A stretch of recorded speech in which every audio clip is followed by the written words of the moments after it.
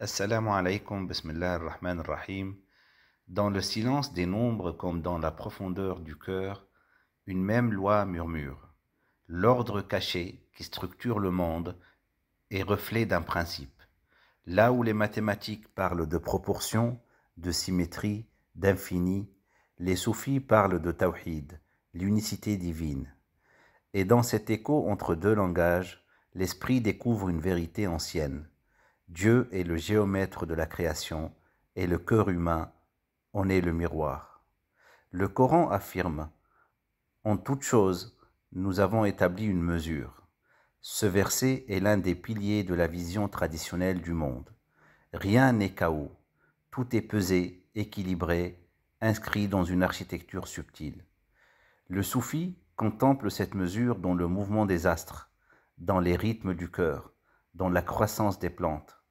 Le mathématicien, lui, retrouve les mêmes lois dans les suites, dans les proportions, dans les fractales.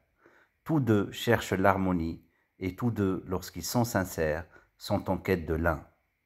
Les nombres sont multiples, mais leur source est unique, le un. De même, le monde est diversité, mais son origine est l'être. Dans cette correspondance, le soufi reconnaît un signe.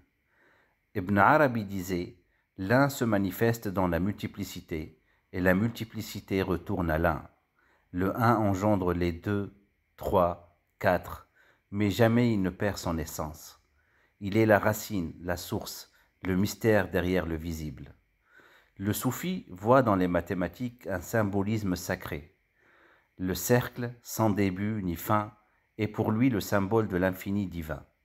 Le centre du cercle, c'est Dieu, invisible, immobile, mais origine de tout rayonnement. Les points sur les circonférences sont les êtres, les mondes, les instants. Tous tournent autour du centre, comme les planètes, comme les derviches. Pythagore disait que le nombre est l'essence de toute chose. Les soufis diraient « le nombre est le voile de l'essence ». Car derrière la beauté des proportions, la divine proportion, le nombre d'or, les harmoniques musicales, se cache un nom, un ism de Dieu. Al-Musawwir, le formateur, Al-Hakim, le sage, Al-Alim, le savant.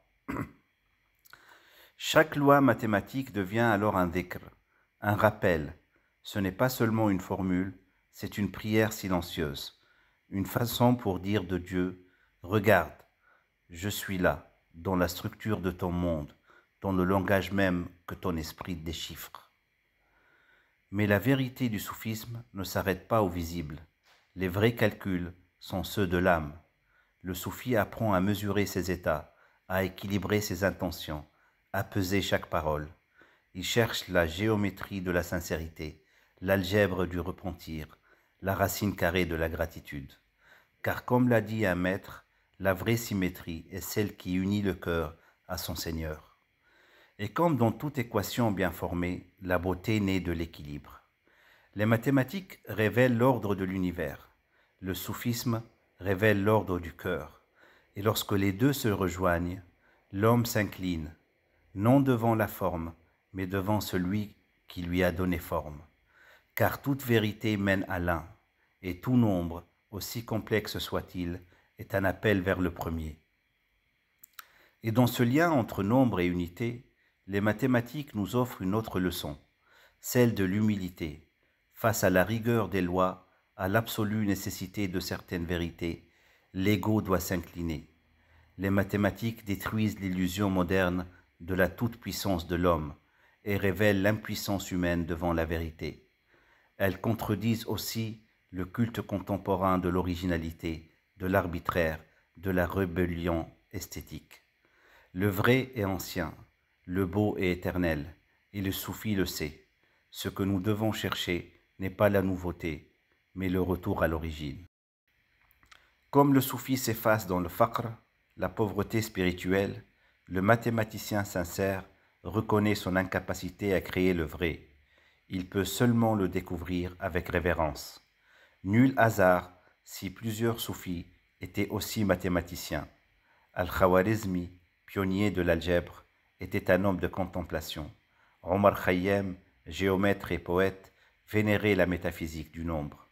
Nasr ad-Din at-Tousi, mathématicien spirituel, voyait dans la symétrie un reflet de la justice divine. Ainsi, les mathématiques peuvent devenir une voie vers Dieu, non pas un temple froid de calcul, mais un sentier de lumière vers l'un qui ne se divise pas.